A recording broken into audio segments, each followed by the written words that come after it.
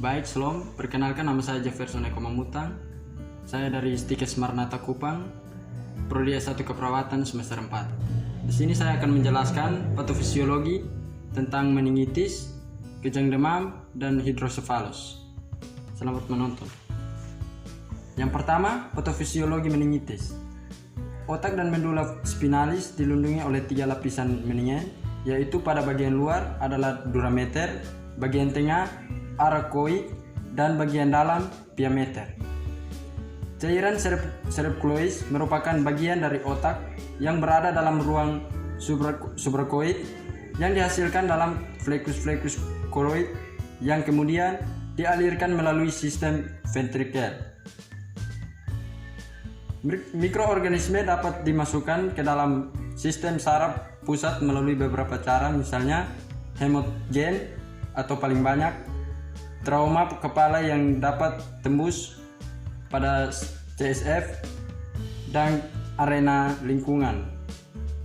Invasi bakteri pada meningen mengakibatkan respon peradangan. Neutropil bergerak ke ruang subrakoid. Yang kedua, patofisiologi kejang demam. Sumber energi otak adalah glukosa yang melalui proses oksidasi dipecahkan menjadi CO2 dan air. Sel dikelilingi oleh membran yang terdiri dari permukaan dalam yaitu lipoid dan permukaan luar yaitu ioni.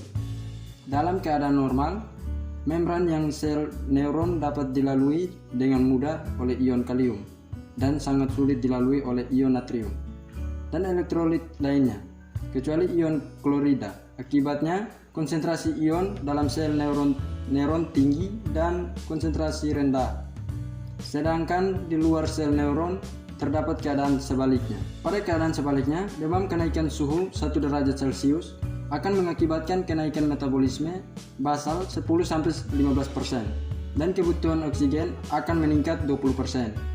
Pada anak 3 tahun, sirkulasi otak mencapai 65% dari seluruh tubuh dibandingkan dengan orang dewasa yang hanya 15%. Oleh karena itu, kenaikan suhu tubuh dapat mengubah keseimbangan dari membran sel neuron dan dalam waktu yang singkat terjadi difusi dari ion kalium maupun ion natrium akibat terjadinya lepas muatan listrik. Yang ketiga, patofisiologi hidrosefalus. Terdapat 3 penyebab terjadinya hidrosefalus, yaitu yang pertama, produksi likor yang berlebihan. Kondisi ini merupakan penyebab paling jarang dari kasus hidrosefalus.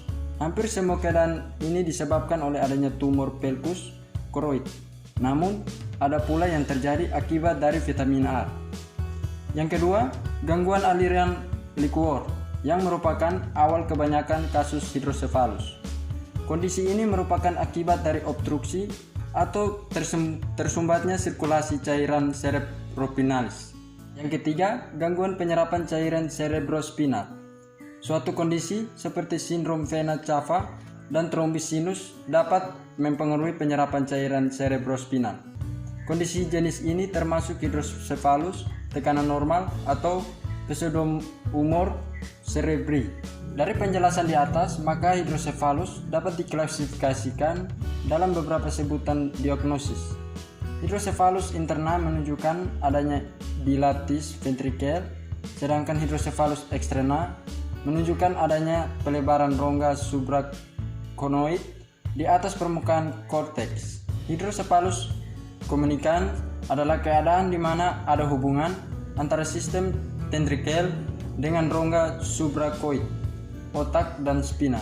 Sedangkan hidrosefalus non-komunikan yaitu suatu keadaan di mana terdapat blok dalam sistem ventrikel atau salurannya ke rongga subrakoid.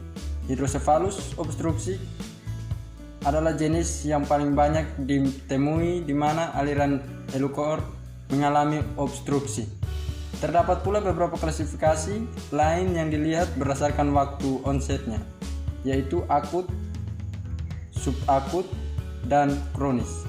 Terdapat 2 pembagian hidrosefalus berdasarkan gejalanya, yaitu hidrosefalus simptomatik dan hidrosefalus asimptomatik. Baik, demikian penjelasan dari saya. Sekian dan terima kasih.